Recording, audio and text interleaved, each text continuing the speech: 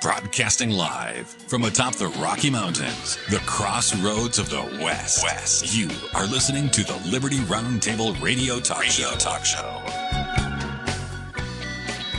Okay, as Sam and I often do after we've had a webinar, we're talking about some of the things that are on people's minds, questions that come up during those things.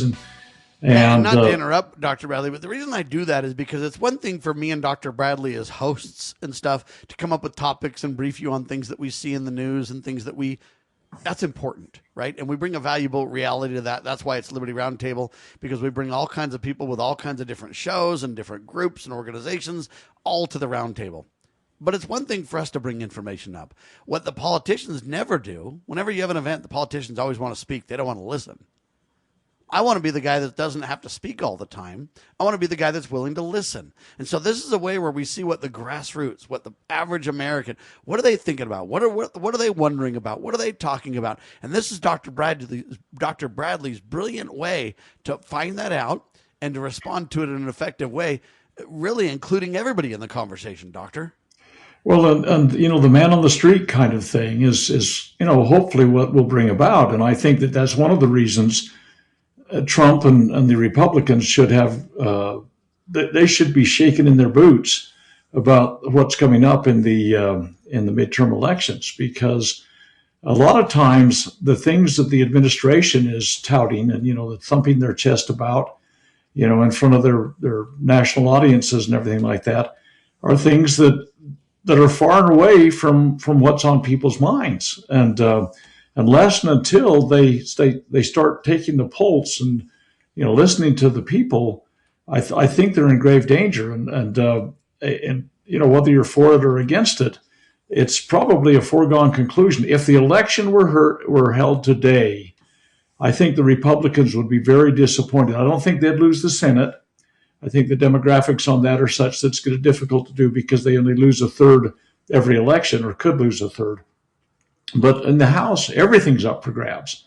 And it's a razor thin edge right now. And if the Republicans lose the majority in the House, you're going to see incessant impeachment resolutions that'll continue to, if you will, get in the way of trying to do what needs to be done. And there are constitutional things that need to be done.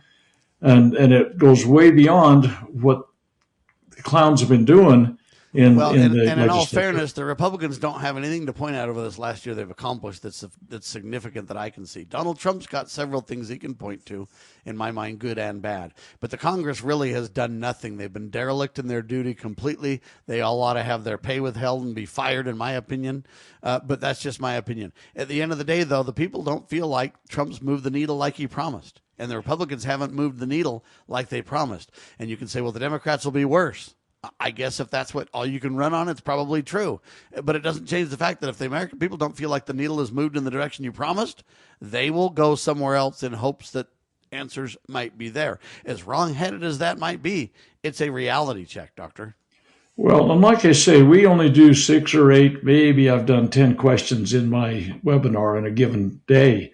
It's not the sum and substance of everything, but these are things that are coming up that people are threatened about. I mean, and this particular one, this question that we were going to maybe touch on next, which we can't do justice to. We do justice to none of them because they're expansive. Hold on now, every topic we deal with, we give a good, solid one. Here's the problem, and then we provide solutions.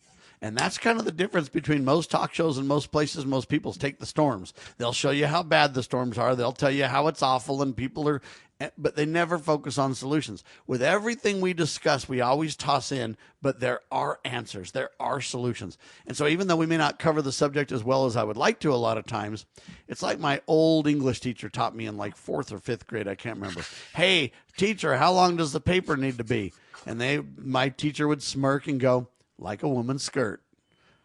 Long enough to cover the subject, short enough to keep it interesting. So we try to do that on the radio, and at the same time, though, give you answers, give you solutions, give you what could actually make a difference to improve things in our world. Because I don't want you to leave feeling discouraged and frustrated and angry and helpless and sidelined and and whatever you want to call it, disenfranchised.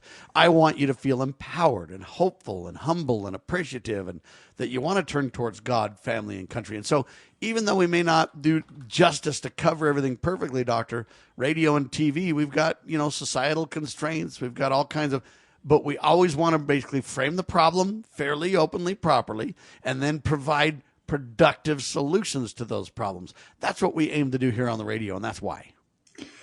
Well, this particular question, I think as its foundation, the basis of the concerns people have of the disruption that they're seeing in society today. And it's international in the nth degree. I mean, we're starting wars all around the world, bombing countries, sovereign countries. We're going to go back to war against Iran if we get half a chance with bombing. We're removing leaders, sovereign leaders from office. Absolutely. Kidnapping people, piracy on the high seas. We got stuff going on in the streets of America that are beginning to look a lot like what's been going on in Iran in some ways. Literally stealing oil tankers, stealing oil, right?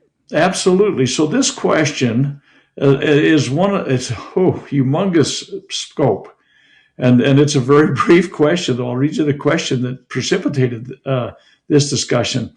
If World War III happens, how would it turn out for the United States? And it's like, holy Hannah. I mean, World War III may already be underway. I mean, whether it's in a cyber environment or an economic environment or whatever, there are things going that literally and truthfully are acts of war being perpetrated around the world by the United States, and other countries are absolutely involved in it too. I mean, for example, the Gaza Strip has been turned into a Stone Age rubble by Americans' armaments. And so all of this stuff, we've got low-grade wars all around the world, and the United States is basically, participating one way or another, if it's just providing the tools of destruction, or we're providing satellite imagery and intelligence and targeting information. And our potential adversaries understand the measure of our involvement in this thing. Ukraine cannot carry out the actions it does internally to Russia without our complicit behavior. And it's stuff that... And Israel can't turn the Gaza Strip into rubble without the same thing you point out. Absolutely. The United States has our fingers in all of this kind of stuff. And so we look at things, and I'm going to blend another little issue in here too, because I know we're going to run out of time on all of these things, but they're related. Donald Trump is touting his closed border, and now they got their arms around that issue. And that's something that's whoa, baby, that's pretty good stuff. But then on the other hand, he turns around and he invites 600,000 military-age communist Chinese to infiltrate our country, completely permeate our country. 600,000 divided by 50 states is 12,000 per state. And I don't know how that's going to be divided up, but 12,000 per state. You look at special operations groups, you have 10, 12-man teams, okay? And if you had 12,000 per state, that means potentially 1,000 special operations team per state. And so we're on the one hand, we've there's not a lot of trickle through the border, but we invite them in and we place them all across the country. And it's like, okay, let's just look at one of the hot spots. I mean, you and I both know, Sam, people that have been saying since the mid-1980s that China is going to be our next adversary, and that's the next, hot button thing. The Straits of Formosa and Taiwan and all this kind of stuff. Okay, so if Trump brings in 600,000 troops, well, they're students, okay, they say. But if they're military-age young men, let's say they're previously trained, they're cadres, they put into organizations. And we have, in Utah, particularly in Idaho and some of the western states, have put up some things that they're calling inland ports. They're turning them over to China. Now, they bring containerized packages into there. I mean, we're talking these big stuff you see on the ships. They're as big as semi-tractor trailers. And what if some of those were filled with AK-47s or C4, or there were some kind of, RPG shipments? I don't know. It could be anything. And let me add to this the dilemma, because you know what? We want to be a kind country. We want to be a charitable country. We want to help educate people to have them go back to their homelands and make their countries great also. You know, that's the benevolent viewpoint that most Americans and most of society in America has. We're a very charitable, kind, forgiving, loving people. We want to reach out to the cultures of the world and learn about their cultures and be kind and friendly and build relationships. That's all wonderful. But that, and the same thing comes with the illegal invasion that we're experiencing. You know, how do you know when there's good guys versus bad guys? Are we letting in people that really want to get a great education and then go back to their country and build their countries and make them stronger? Or are we really bringing in people and giving them our intel through our universities and intel through who will then eventually be sleeper cells that'll rise up against us and stuff? How do we balance and deal with that is the fundamental question that comes to my mind. Hang tight. We'll talk about it more in seconds. Liberty Roundtable Live. Experience the untamed spirit of the American West with Range Magazine. Each issue is a visual journey featuring award-winning photography and compelling stories that capture the heart of ranching and rural life. Stay informed on the challenges and triumphs of those who live and work on the land. Subscribe today and receive quarterly editions delivered to your doorstep, and join a community that cherishes the enduring legacy of the Western frontier. Visit rangemagazine.com to subscribe. Are you ready to stand up for your community and support your local sheriff? Join the Constitutional Sheriffs and Peace Officers Association and become a vital member of the Sheriff's Citizens Posse. At CSPOA.org, we empower citizens like you through weekly webinars, arming you with the knowledge to back your constitutional county sheriff. Together, we can uphold our Constitution and ensure liberty and justice for all. Your community needs you now more than ever. Hi, I'm Dave. I'm 7 years old. I'm sitting here in the corner having a time out until Mom comes to talk to me. All I did was cut my sister's hair. I was just trying to help. I guess Mom didn't like how I did it. In a minute, she'll be back and ask me if I know what I did was wrong. Maybe I shouldn't have cut her hair. And she'll say we all make mistakes because we're just learning about stuff. And she'll give me a hug and we'll end up talking about more stuff. No matter what you talk to your kids about, love is what they'll hear. I really like Mom's timeouts, and I think she likes them too. Yeah, I think they help her remember how much she loves me. A thought from the Church of Jesus Christ of Latter-day Saints. Visit us at Mormon.org.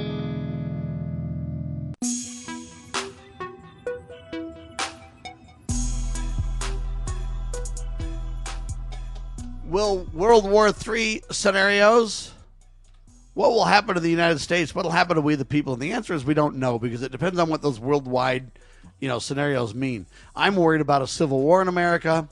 I'm worried about, this idea, hey, are these just Chinese that want to come with good intentions that we can be friends with, that want to get educated and go back and make their countries great, good, honest people too? And or are these people really literally being brought in by the Chinese government with militaristic objectives to say, hey, we're going to get into America, learn how America works, make friends, get connections, get access to things, get information from the universities, turn it over to the communist Chinese government, and then eventually, if there's ever an invasion of any kind by the Chinese or any other real war scenarios, we say, well, we're separated by a large ocean.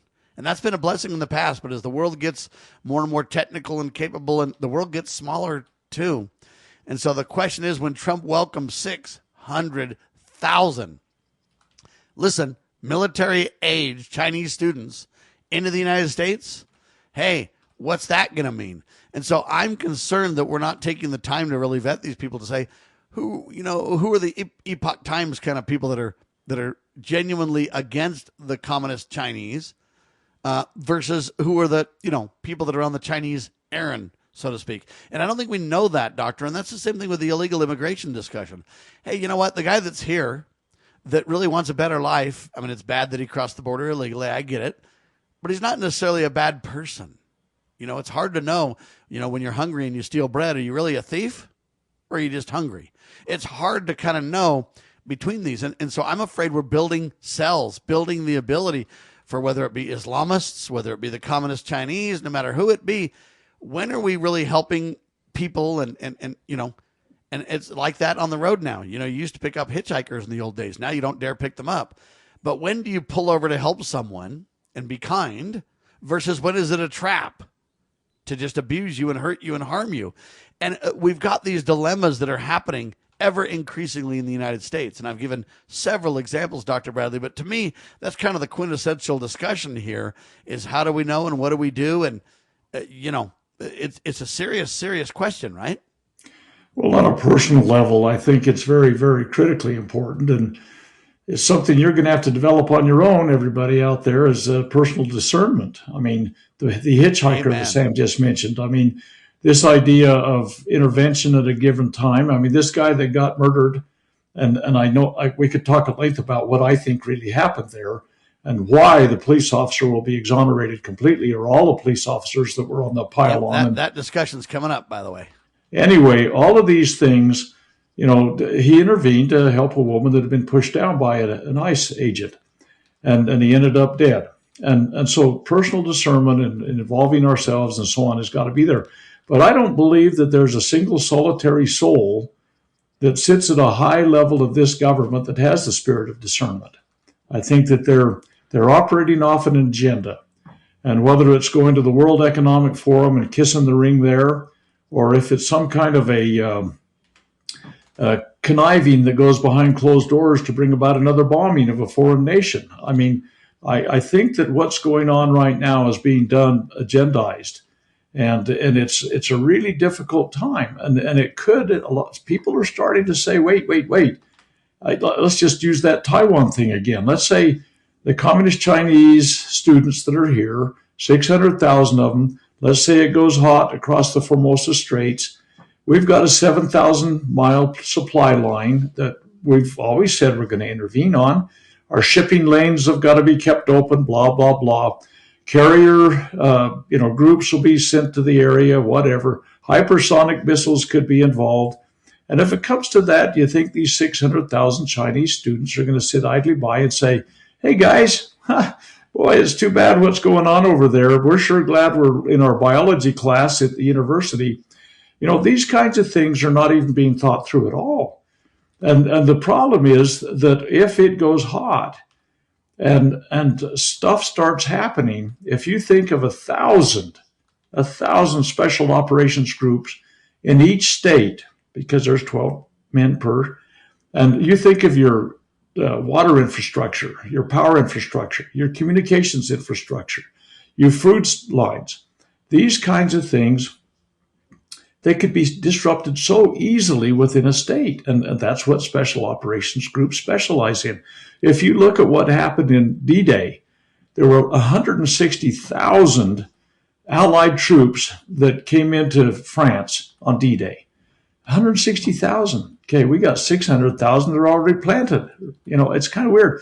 You look at the paratroopers that got, parachuted in. They had about 13,000 paratroopers that parachuted in, another 4,000 probably of infantry that came in on gliders.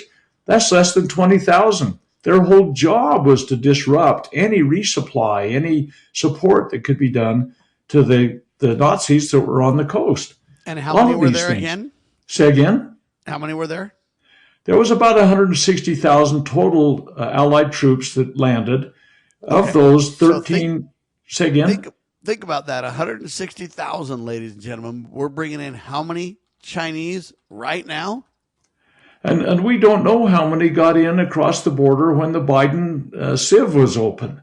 For sure. So, and the problem is that, some of these may have, as you point out so often, they came for less than nefarious purposes.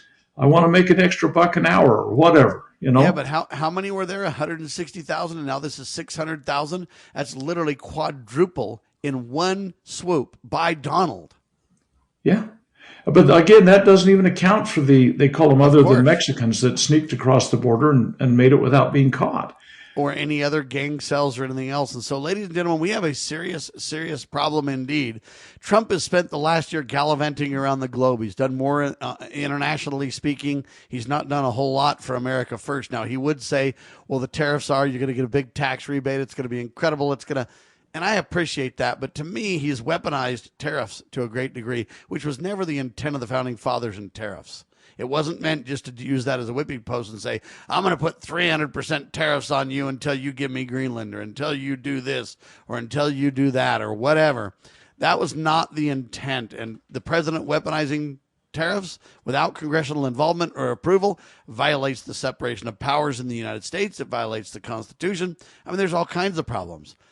But you know what? Will the United States attack Iran over its treatment of their protesters? That's still on the table. What about the treatment of our protesters? We'll get to that next segment. But I'm just telling you, I get that they're killing thousands. And I get that what's happening in America right this second is not equivalent. Let's not pretend that it is. However, I just kind of wonder, are we really going to go into Iran and take action? And how many fronts can we open at a time? Israel, Gaza, Iran, who knows? Russia, Ukraine, Venezuela, who knows? I'm just saying, how many things can we open up at a time and be able to handle properly? And in my opinion, we're going to fail at all of them if we're not very careful internationally. Trump's legacy might be the guy that started a bunch of wars but could never finish any of them guy, if we're not careful. I know that's not his intent. I know he claims he's stopped wars.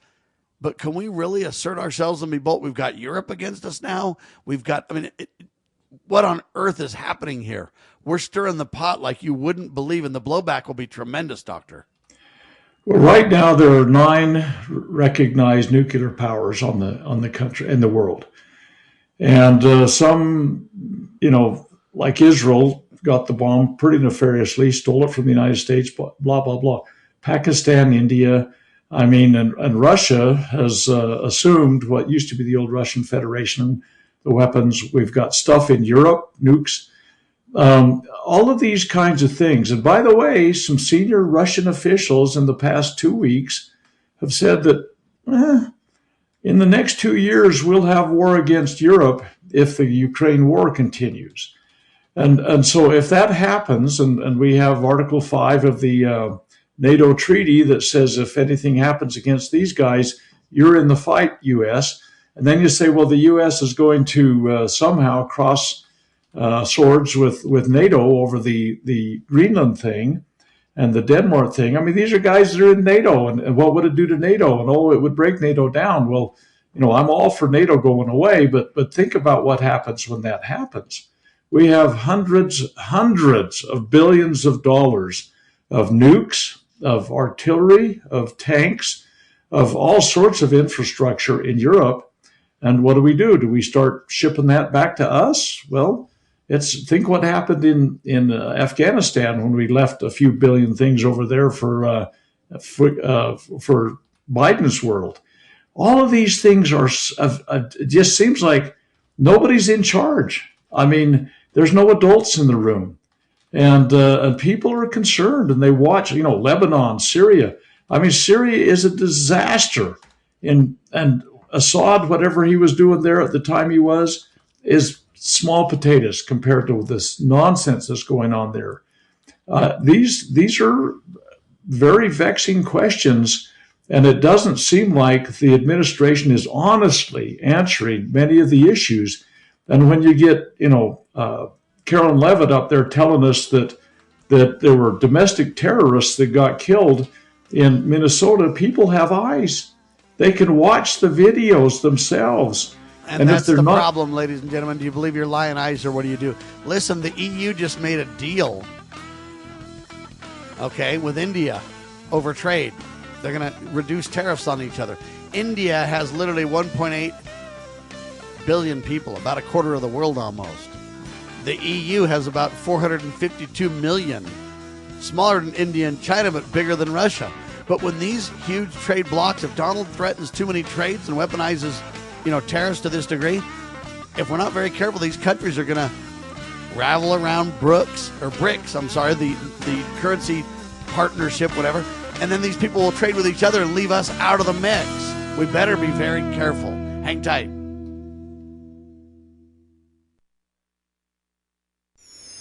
Pursuing liberty, using the Constitution as our guide.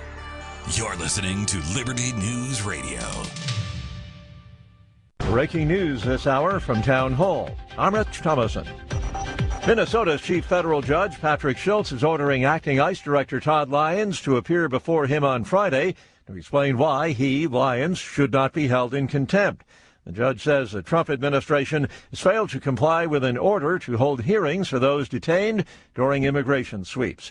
And the Trump administration is shuffling the deck among those in charge of the immigration enforcement operation in Minneapolis. A source tells the AP a senior Border Patrol commander and some agents are expected to leave Minneapolis. Border Patrol Commander Greg Bovino has been at the center of the Trump administration's aggressive immigration enforcement surge in cities nationwide. Criticism of Bovino has intensified after he defended the shooting death in Minneapolis of Alex Preti by Border Patrol agents. Bovino disputed claims about the confrontation that led to Preti's death. President Trump has sent Border Czar Tom Homan to Minneapolis to take charge of immigration and customs enforcement operations. I'm Ed Donahue. Countless communities in many states are struggling in the aftermath of the massive winter storm. It dumped so much snow in some places and laid down a thick blanket of ice in others. Mississippi Governor Tate Reeves. Ice storms are different than virtually any other type of storm that we deal with. And it's particularly different when you see the ice come in and then 48 hours or so after the precipitation leaves, the temperature has still not gotten above freezing, and therefore it creates challenges in terms of getting assets deployed. In Maine, there is speculation that the weather could have played a role in the crash of a business jet in Bangor. All 6 people on board that plane were killed. On Wall Street, stocks are mixed. The Dow is down 410 points, NASDAQ up 213. More on these stories, townhall.com. Hey, I am Brant, and her name is Sherry, and she's a friend and a colleague of mine, and we were just praying for her, actually, because she had a major surgery she just went through. Yes, and I am very happy about something you actually talk about all the time, which is Medishare. That's right. Of course. Yeah. So what was your experience like with Medishare and your health care bills? You know what? It was seamless, and that's such a blessing when you're already nervous about a health issue, which I was. Yeah. Members shared my expenses. There were zero problems, and let me tell you, having people pray with you when you call in, and it's just what you need. It's so refreshing. Yeah, that's what I keep telling people. People love Medishare and saving tons of money. The typical family, I'm fond of saying, could save $500 a month. I am so thankful for Medishare. It's so different, and I mean different in a very, very good way, Brant. It is a good different. Call right now. They're so easy to talk to. You can get a price within 2 minutes. Here is the number. Call 844-94-BIBLE. That's 844-94-BIBLE. 844-94-BIBLE. Cybercrime is exploding. Take Sarah from Sweet Delights, whose world crumbled after having to close with not being able to bounce back. Small businesses are prime targets, but the right strategies can keep yours safe. Jay Hill, CEO of Network Providers, has co-authored The Cyber Playbook Simplifies Cybersecurity for Business Owners with Strategies to avoid costly breaches and fines. Build a strong cyber attack response. Secure your business with key protections. Cyber threats aren't slowing down, but you can stay ahead. Protect your business. Ensure its security for tomorrow. Get the Cyber Playbook today at networkprovidersinc.com/cyber-playbook or call 385-446-5500 now.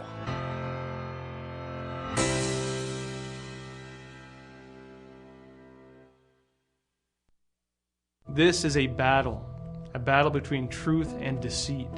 A battle between forces that would enslave this country in darkness and between a media that wants to present you with the truth. We are being censored. America's news outlets no longer provide the truth. 90% of news outlets in the United States are controlled by 6 corporations. The mission of the Epoch Times is to chase the truth, to ground all statements in fact. The Epoch NewYorkTimes.com. Looking for an IT partner that truly understands your needs? Managed IT Services is the answer. We meet with you regularly to discuss your goals and form a tailored technology plan. Our customers have called us a trusted advisor who delivers. When it comes to IT, we do it all. Firewalls, cloud storage, server migration, and more. Say goodbye to long-term contracts and hello to a team that earns your business month after month. Call 801-706-6980 now and let Managed IT Services transform your IT experience.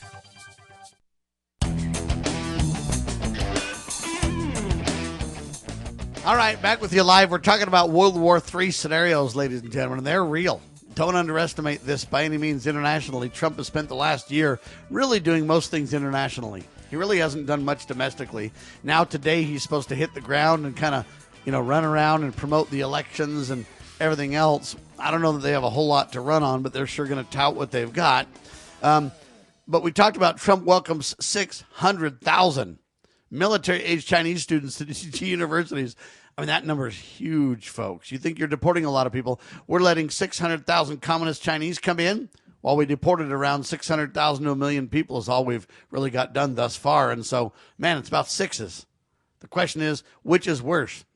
The gang members from Venezuela and whatever, or the communist Chinese people? Which ones are good guys? Which ones are bad guys? We don't know that, whether they come across the border illegally or whether Trump brings them in for, quote, educational purposes. That's the problem.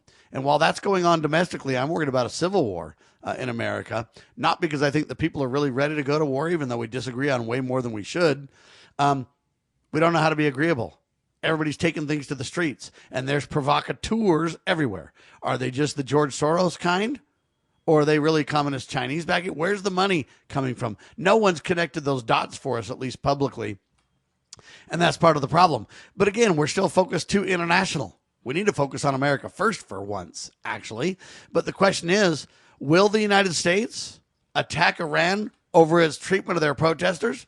We'll get to that first. Dr. Bradley, want your opinion, then we'll talk about how we're treating our protesters. Well, do you want the parallels or the divergences? I first want to know if you think that we're going to literally attack Iran over the way they're treating their protesters. Well, I think there's three issues that Israel has got the agreement from Trump that we will do. One is and he's been making these noises for the last couple of weeks. You don't treat your protesters right, we're going to attack you. Okay, now what does that mean?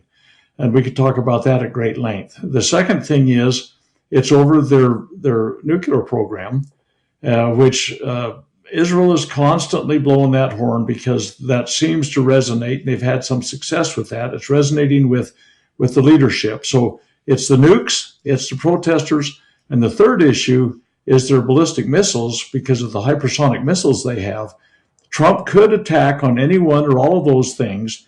My guess is that when there is a response, it will be somewhat related to those three issues. Israel knows that the Iron Dome ain't going to do them diddly squat good on hypersonic missiles. And if any of them are armed with anything more than a bunch of firecrackers, they're going to do some huge amount of damage. And by the way, the Russians have been testing and have been quite successful with nuclear powered, and this is another thing that Trump has been divergent on, that's triggering him to start our testing of nukes again. But what Russia's doing is they're using methodology of powering the missiles to deliver them to where they're going, and they're looking at nuclear power plants. And so the idea that this is see, back when I was involved in the game decades ago, most everything would have probably come over the Arctic. It would have been an Arctic launch, and that brings into the Greenland thing.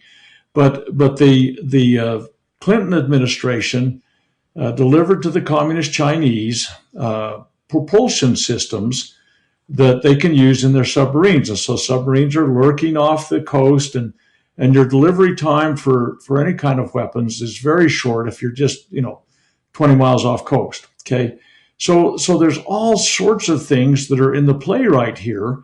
It's not such a simple solution when Netanyahu comes to Trump and says, look, there are three things that I want you to respond against Iran with. One excuse you can use is the way they treat their protesters. And again, it's a sovereign nation we're coming in and this is a violation of international protocol if we do.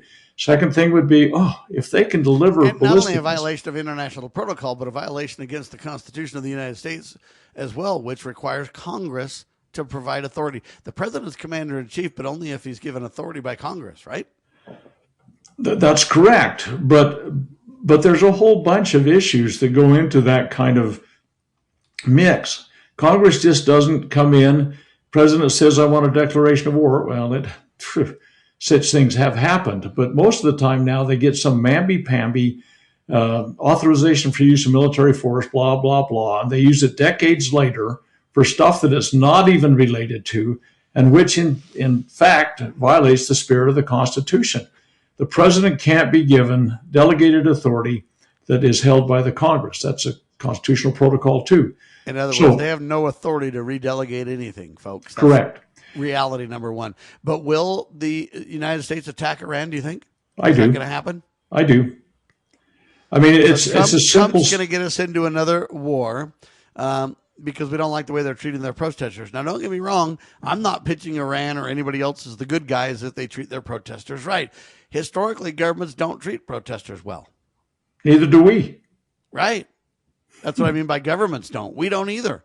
Now, this Alex Preti discussion, or this Renee, whatever her name is, discussion, here's the bottom line.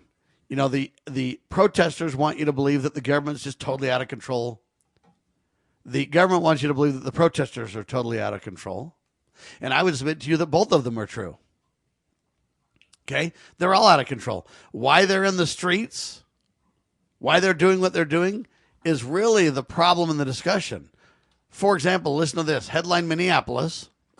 Rioters attacked a Minneapolis hotel on Sunday night around 11 p.m. They believed that federal immigration agents were staying there, and so they literally attacked the hotel. The hotel suffered smashed windows and lobby vandalism. They had graffiti all over, too, saying, ICE out, and ICE kill yourselves, etc., and they painted this stuff literally on the building. The attack followed the fatal shooting of Alex Preti, 37, by Border Patrol agents. They say he was licensed to carry his gun. Anyway, they say this. Jorge of the Daily Caller surveyed the scene as a reporter, and he noted the chaotic situation. Listen carefully. He said, with minimal police presence, local police and Minnesota state troopers were initially deployed, but they withdrew after federal agents used chemical irritants to disperse the protesters. The State Department of Public Safety mentioned federal agents' arrival without prior communication. Additionally, no confirmation was available about whether ICE or Border Patrol officers were even at the hotel that got attacked. So you got so many things wrong with these stories on so many sides of the discussion. First off, the general government shouldn't be rolling into local jurisdictions without coordination and notification, communication that they're there. How do you know that the state police aren't going to be firing on the federal officers without realizing who's who, etc.? You say, well, they've all got insignia. I understand, but how do you know that terrorists or communist Chinese haven't got federal uniforms? All I'm saying is we don't know these things. We need coordination. We don't have it. Yes, this guy has a right to keep and bear arms, and he bought a gun legally, and he had a license to carry it. That doesn't mean you start approaching cops with a gun. Now they say, well, he didn't show his gun. He wasn't. We don't know the truth of this, folks, because we see videos and we think we know. Oh, believe your eyes, not what you're told. Folks, videos only have certain views. Videos only have whatever they want shown, so to speak. And so you can't put your pretext on this. Now they're saying, hey, this guy, or when he got put on the ground, the gun might have went off. Well, in the heat of the moment, you don't know if this guy's shooting or if the gun just went off harmlessly. All I'm telling you is there's so much evidence on both sides of this. I support the deportation of criminals. But we need to kind of back off. But I also don't want to give the rioters any room to say their right, or they should escalate their activities too. I don't understand why they haven't cracked down on the money sources and on the leaders of these things. They continue to let them riot, backed by Minnesota leadership, as if it's legitimate. Then the government cracks down. They're letting this fight go on purpose, because you could literally get private, non-armed,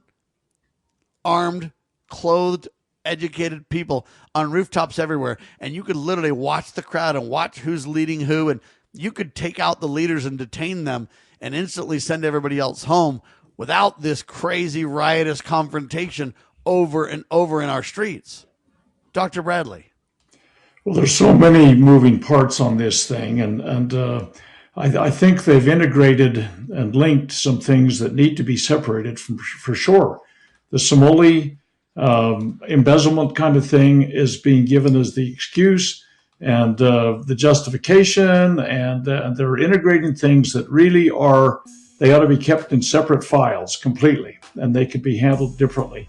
Let me just tell you what I think. All right, when we come back, you'll do it. You start, we'll start straight away, and you can just let it rip. We'll do that. If we have enough time, we'll talk about Trump's obsession with Greenland more too. You're watching the one and only Liberty Roundtable Live.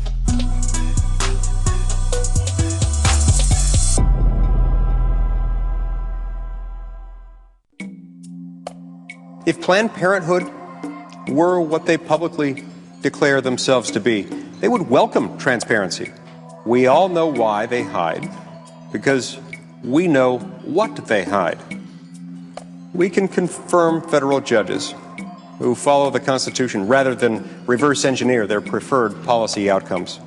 The truth about abortion is spreading because of advances in medical imaging, because of brave journalists, tireless activists, compassionate doctors, nurses, and other healthcare professionals. The rising generation of young Americans is the most pro-life in decades because they know too. And one day soon, we will reaffirm our nation's principles in their dignified fullness and avow once again that all men are created equal. All are entitled to life. Have you ever had great honey? No, I mean really good, all-natural, raw honey? Well, now you can, thanks to localhoneyman.com. We can ship out our locally made honey all across the U.S. So don't worry, you won't miss out. Plus, Local Honeyman has so many different flavors, like Utah Wildflower, High Desert Delight, Happy Valley, and Blackberry, just to name a few. So purchase your delicious raw honey today at localhoneyman.com. As you are aware, America is divided over every fault line possible. This is intentionally fostered by those who do not love God, family, or country. We believe a peaceful future as a free people absolutely depends on civility. Clarion Call for Civility is looking for funding and volunteers at every level to make our hopes and efforts a reality. Please donate, sign our pledge, and help us in our sacred cause. Please visit callforcivility.com for more details. Callforcivility.com.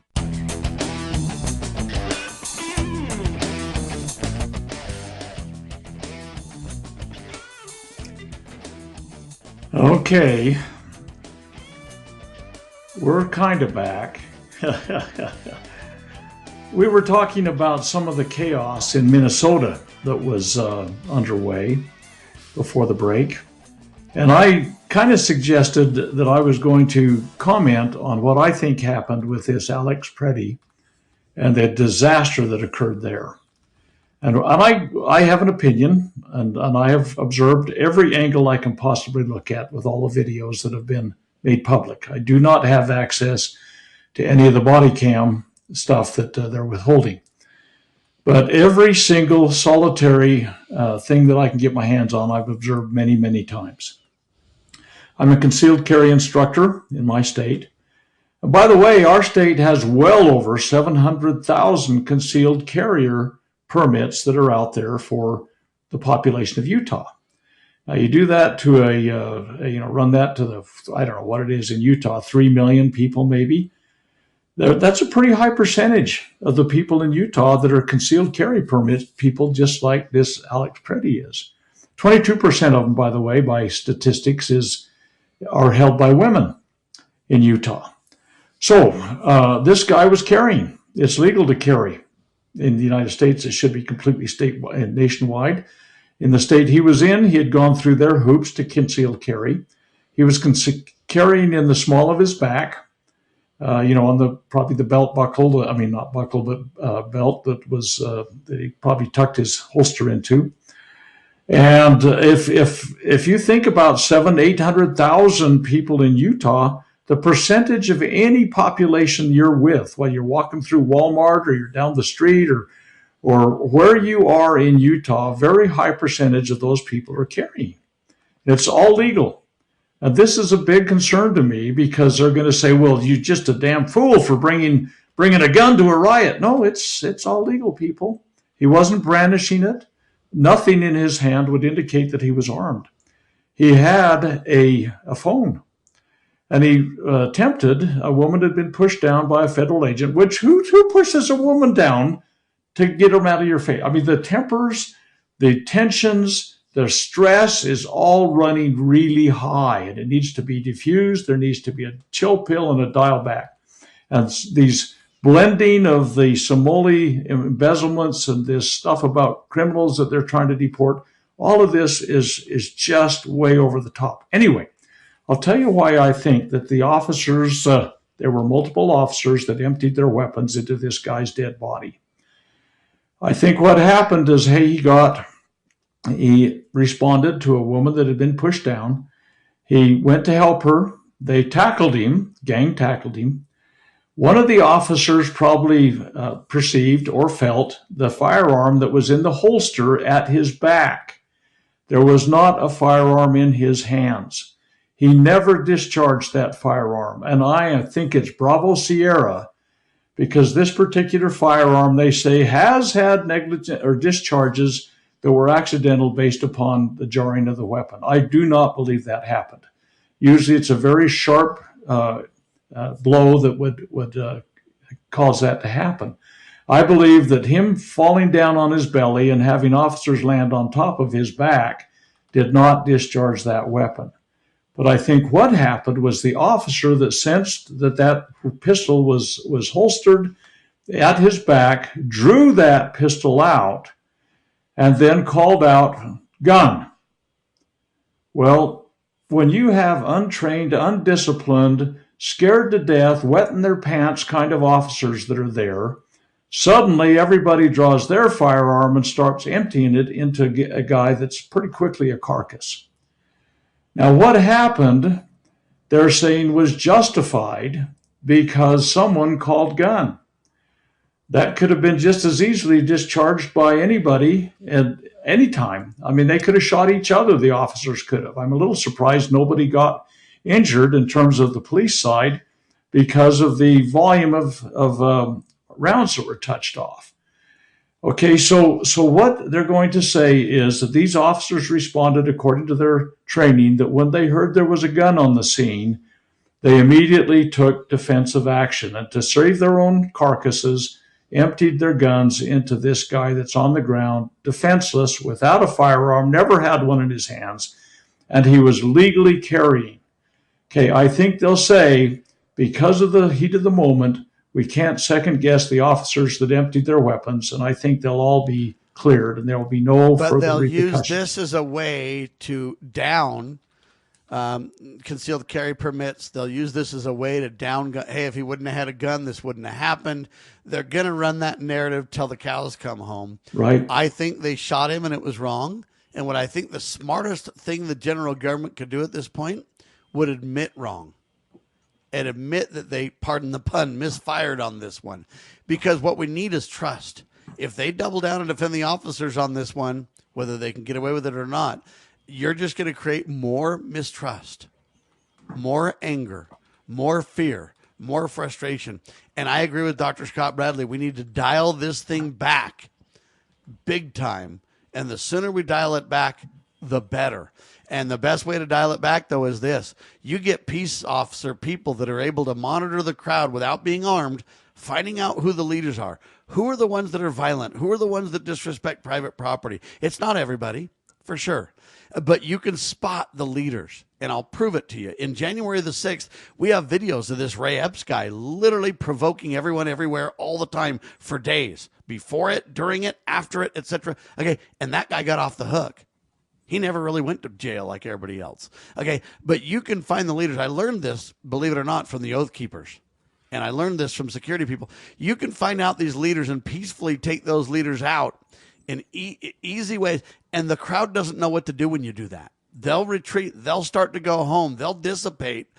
But yet what we do is we seem to ratchet it up, just throw tear gas in there, affect everybody, give them all kinds of video to make the officers look bad. This is being done intentionally, and I'm not sure by whom, where, or what, but I'm telling you there's peaceful ways to disassemble these crowds by taking the leaders, by removing the direction and the guidance and the provocateurs from the mix. This can be done really easily, Doctor. Well, there's crowd control tactics and there's escalation tactics, and there's all sorts of stuff that what they've been doing is they've been escalating every step of the way. And really what it is Americans are marching on Americans right now. This is the wrong approach. And there's a feeling, a tit for tat kind of thing. I mean, I watched the videos of the officers with their combat shotguns, the street sweeper kind of firearms. And yeah, they're using pepper spray and tear gas and everything else like that, but they've got their firearms trained on Americans. Now, I don't know when they're going to fix bayonets. I don't know when they're going to march into the crowd. Well, and this is the problem. There shouldn't be guns pointed at Americans. We should find out who the leaders are and who the real provocateurs are. For example, they literally took this hotel and broke glass and spray painted or did this graffiti all over the place. And certainly somebody could have taken action and arrested people over this, but nothing's really happening. The hotel suffered smashed windows, vandalism, graffiti all over. How does that happen without anybody with a finger on that pulse? And so I'm saying there's ways to deal with this, and they're not doing it. They're letting it escalate, and I fear that's the problem. Two quick things before the end of the hour. Trump's obsession with Greenland still moving forward, even though he got spanked by others saying, no, Europe was against him. He went in saying, we're going to have these tariffs. He went out going, I got a deal. I don't know what deal he has or doesn't have, but he's continuing to pressure this to the Trump administration seems to be making enemies out of everybody, Doctor, domestically and internationally. He is. And in Greenland, I think he pulled the trigger wrong. I think he either misunderstood or chose to misunderstand. His people presented it poorly, but he escalated it far quicker than it should have been done. This threats of tariffs, he got kind of poured back in the bottle, I think, at the World Economic Forum. He came back saying, oh, we got the framework. It's, as is everything he brings forward, it's long on promise and short on details. I don't think he's a shred or an iota closer to an agreement than when he went over there, but he had to back off because he realized he was barking up a wrong tree based upon either an assumption he made or was given to him by his people, saying that NATO was now sending armaments to Greenland to protect it. And he came back acting like there's a deal when I don't really see a deal in place. And the other leaders kind of, smiled and went, we don't know what deal he's talking about. Well, if you have a deal with me and I don't know what deal you're talking about, I don't know how much of a deal you have with me is the point. Before the end of the hour also, Donald Trump and Gavin Newsom kissed the ring at the World Economic Forum. That means Gavin Newsom might very well be president in 28, Doctor. Well, Trump tried to preclude any press moments for him, but yes, they were both there to kiss the ring. And if you know what the World Economic Forum is, it's a supranational non-government entity that basically is trying to buy the way the world goes ahead, and they're billionaire companies and billionaires. And this Davos thing that's happening is kind of a parallel effort to completely change the way the world history and governments go. And Trump and Gavin were there to be able to say, I'm here, guys, take a look at me. Look, I might be the next man. Anyway, it's a complete fiasco. They should be ashamed of themselves for going there even. and then they basically down the UN, but create their peace board, which really might be a replacement for the UN, or most likely will be just added on top of the United Nations, trying to reconfigure the world order. I'm just telling you, that's a blowback scenario like you've never seen before. Thanks for being alongside for the ride. We never have enough time to discuss everything in detail, but hopefully we provide solutions. The solution is to shut down the United Nations. The solution is to back off and do what I told you. Get peaceful people who can monitor and find out who are the leaders, who are the ones that are violent and provocateurs. Take them out of the crowd and you'll watch the crowd dissipate. God save our constitutional republic.